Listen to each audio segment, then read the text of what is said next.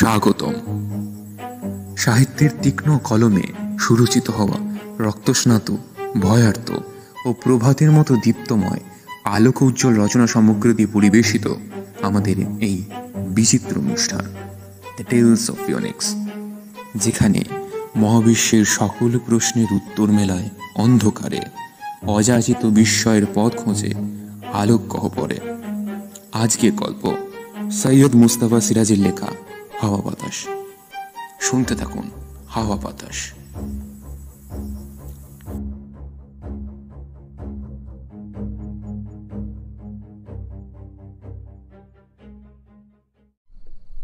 সেবার পুজোর সময় আমার মামা বাড়ির ছোট বড় সবাই মিলে হিমালয় ভ্রমণে গেলে বাড়ি পাহারার দায়িত্ব পড়েছিল আমার কাঁধে।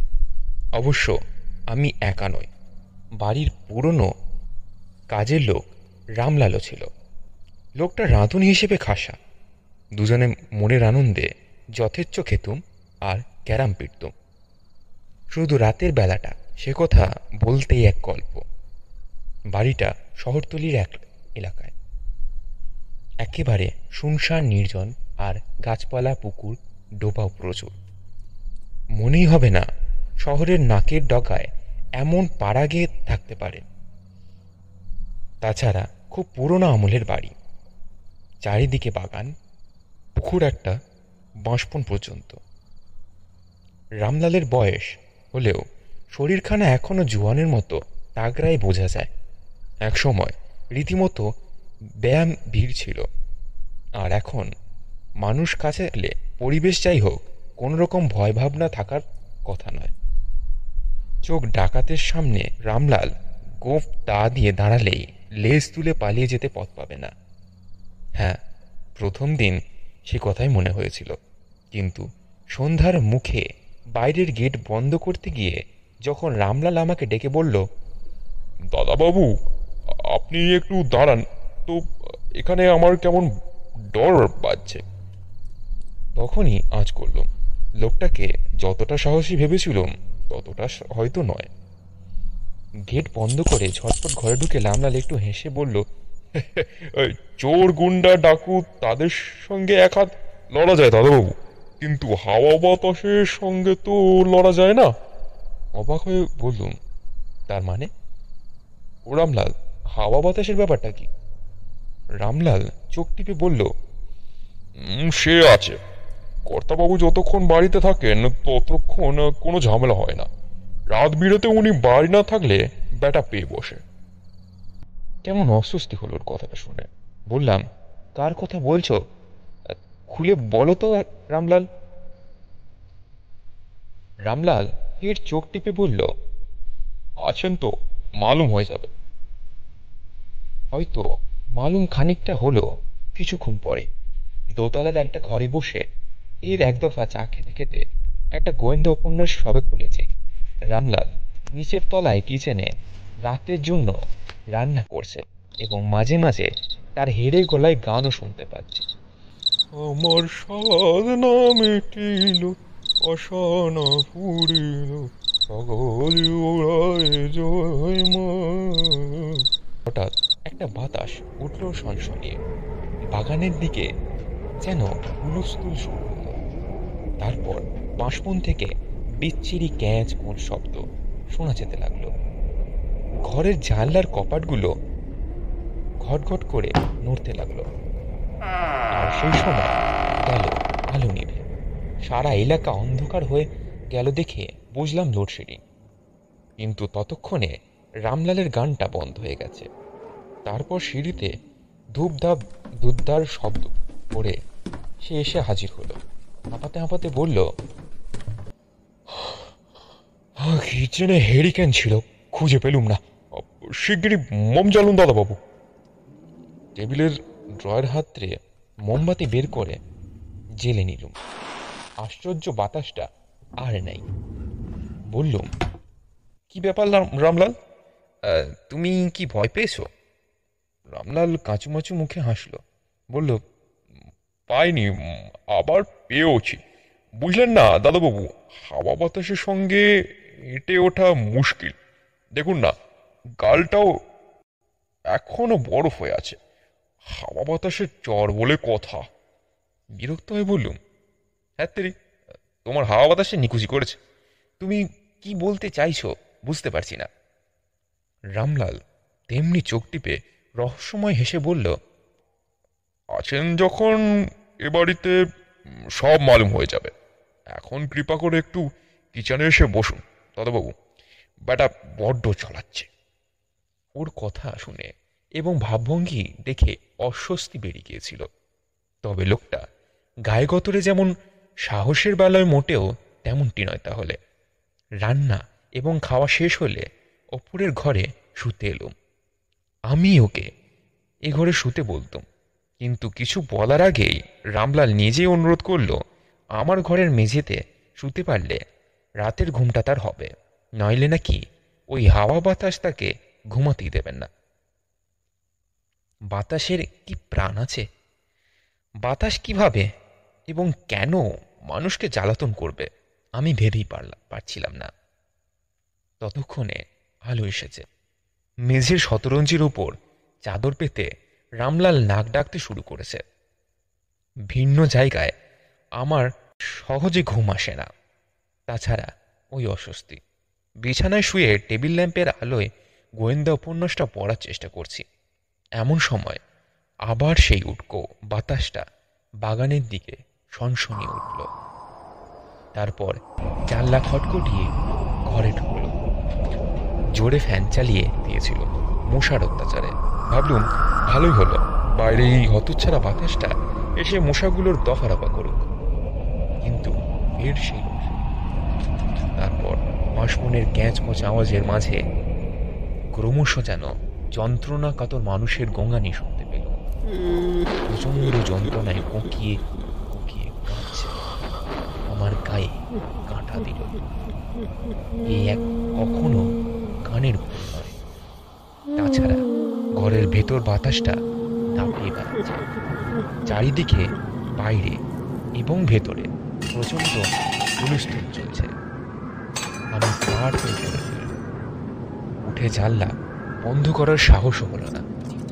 তারপর আচমকা নিচের তলায় প্রচণ্ড শব্দে কি একটা পড়ে গেল। পড়া শব্দে বিকট ঝনঝনিয়ে শব্দ। বুঝি প্রকাণ্ড একটা কাঁচ ভেঙে ঘুরিয়ে গেল। আর চুপ করে থাকতে পারল না। ডাকলো, রামলাল, রামলাল, ওটো, ওটো শিগগিরি, ওটো তো। অবাক হয়ে দেখি রামলাল কখন জেগে গেছে।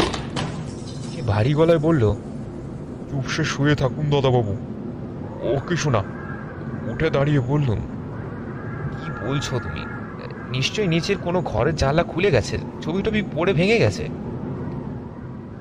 রামলাল বলল, ও হাওয়া বাতাসের কাণ্ড দাদাবাবু, চুপচাপ শুয়ে থাকুন। খাপ্পা হয়ে বললুম, নিকুচি করেছে তোমার হাওয়া বাতাসে। মা বাবু এসে যদি দেখেন এভাবে আমরা বাড়ি পাহারা দিয়েছি, তোমারও চাকরি যাবে। আমিও মুখ দেখাতে পারবো না। ওঠো, চলো দেখি কি ভাঙলো।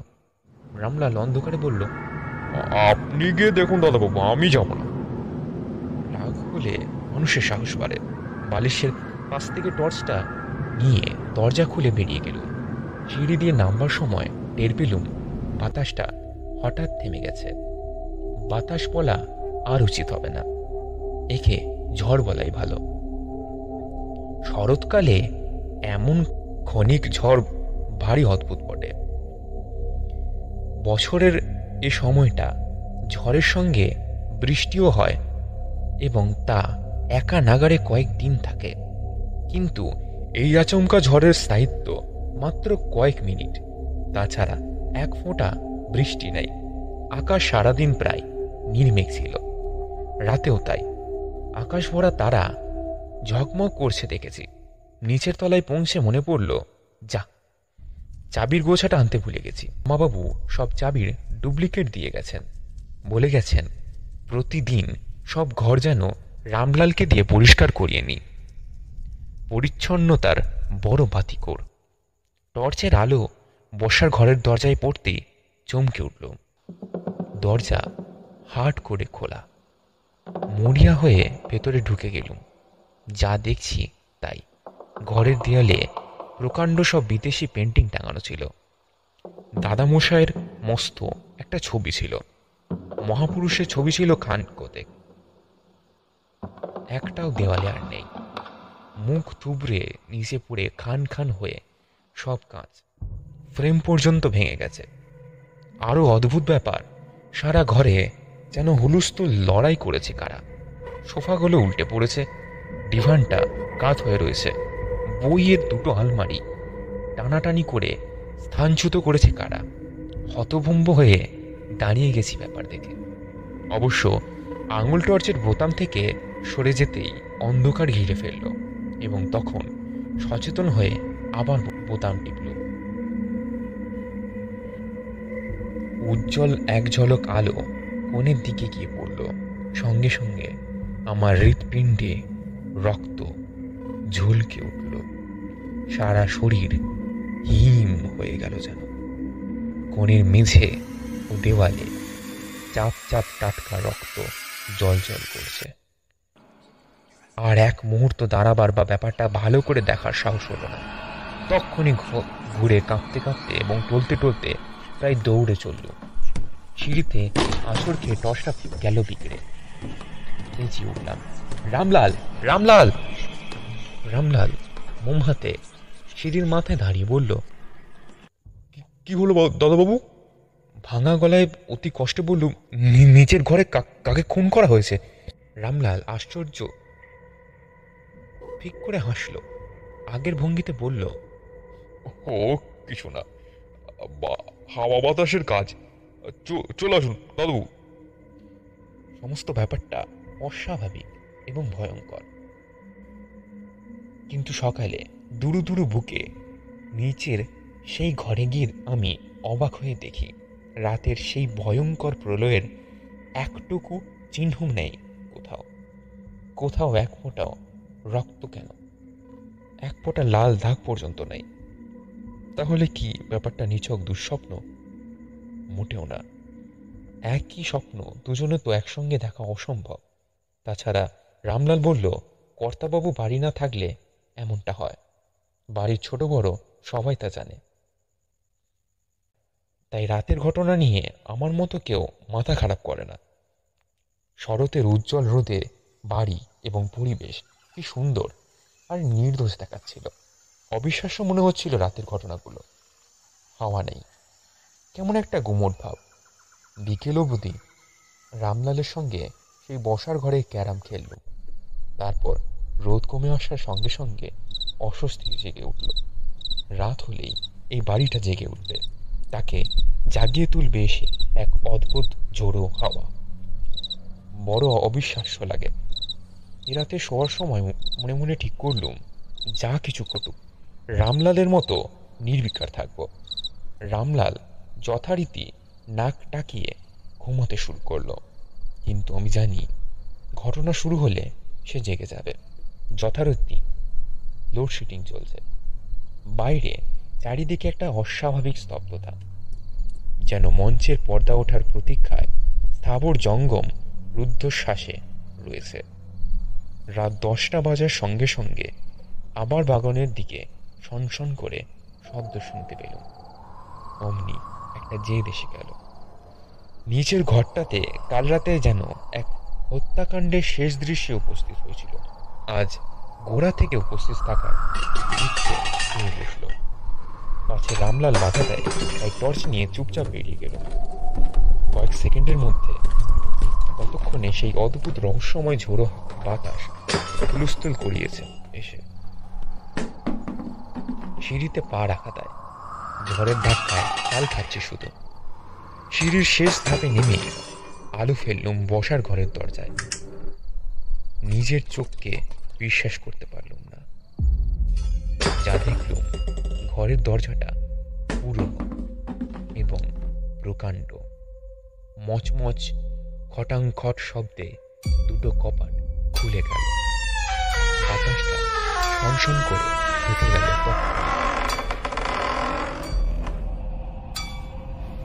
ভেতরে তোলপাড় শুরু হলো। এক লাফে নেমে ঘরে ঢুকে পড়ল। টর্চের আলোয় কয়েক সেকেন্ডের জন্য ভেসে উঠল পাতা চাপা ঘাসের মতো ফ্যাকাশে বেঁটে একটা শরীর, মানুষেরই শরীর। পরনে প্যান্ট শার্ট আর মাথায় টুপিও যেন আছে। সে একটি ছবি টেনে নামাচ্ছিল, আমার দিকে ঘুরল। মুখটা যেন চীনাদের মতো। সেই মুহূর্তে টসটা বিগড়ে গেল। আমি চেঁচিয়ে ডাকতে লাগলাম, রামলাল, রামলাল। তারপর টের পেলুম অসম্ভব ঠান্ডাহীন দুই হাত কেউ আমার গলা টিপে ধরেছে। জ্ঞান হারানোর মুহূর্তেও রামলালকে ডাকার চেষ্টা করছিলাম। জ্ঞান হলে দেখি রামলালের বিষণ্ণ মুখ। সে আস্তে বলল, শরীর ঠিক হয়েছে তো দাদাবাবু? প্রথমে ঘড়ি দেখে নিল, 12:25 বাজে। ঘরে উজ্জ্বল আলো, বিদ্যুৎ এসে গেছে। শরীর খুব ক্লান্ত, গলায় যেন ঠান্ডা স্পর্শটা এখনো লেগে আছে।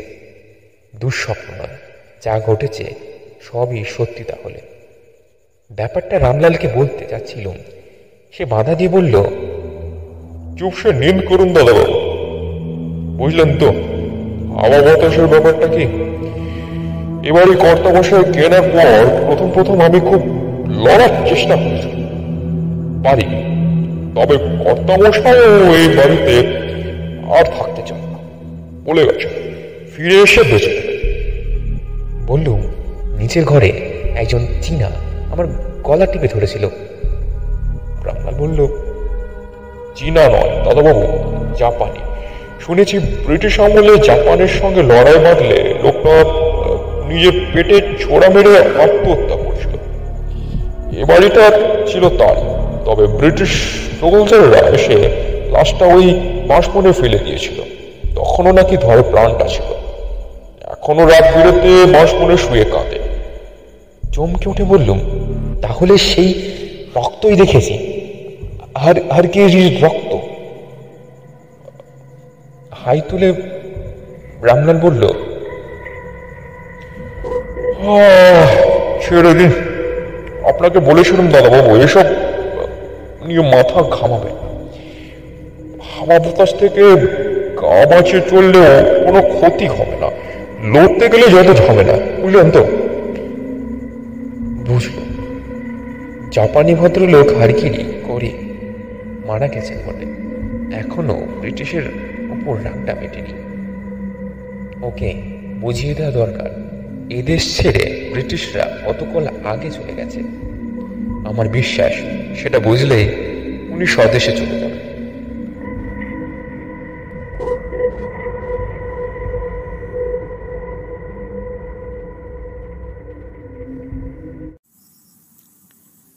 শেষ হলো আজকের গল্প সৈয়দ মুস্তাফা সিরাজের লেখা হাওয়া বাতাস। গল্প পাঠে, শব্দগ্রহণ, পরিচালনায় ও স্পেশাল ইফেক্টসে আপনাদের সাথে ছিলাম আমি, রূপঙ্কর। প্রত্যেক গল্পের শেষে আমরা একটা করে বোনাস হরর ফ্যাক্ট বলব। আজকের বোনাস হরর ফ্যাক্ট, আমরা সকলেই হয়তো কম বেশি এটা অনুভব করি, রাত্রে ঠিক 2 কি 3টে করে আমাদের বিনা কারণেই ঘুম ভেঙে যায়। বিশেষজ্ঞদের মতে হয়তো এই সময় আমাদেরকে অনেকক্ষণ ধরে চেয়ে দেখছিল। মনে করে দেখুন, গতকাল আপনারও ঘুম ঠিক এই সময় ভেঙে যায়নি তো? আজকের অনুষ্ঠান এই পর্যন্তই সমাপ্ত হলো। আশা করি সকলের গল্পটি ভালো লেগেছে। যদি ভালো লেগে থাকে আমাকে কমেন্টে জানাতে ভুলবেন না। গল্পটি শেয়ার করতে পারেন সাহিত্য প্রেমিকদের অথবা সাহিত্য অপ্রেমিকদের সাথে। আমাদের পরিবারের সাথে যুক্ত হতে সাবস্ক্রাইব করতে পারেন আমাদের চ্যানেল। আমরা আবারও ফিরে আসব কোনো এক আলো বাঁধারির গল্প নিয়ে, এবং যেখানে মহাবিশ্বের সকল প্রশ্নের উত্তর মেলায় অন্ধকারে অযাচিত বিস্ময়ের পথ খোঁজে আলোক গহ্বরে। শুভরাত্রি, সকলে ভালো থাকবেন, বিদায়।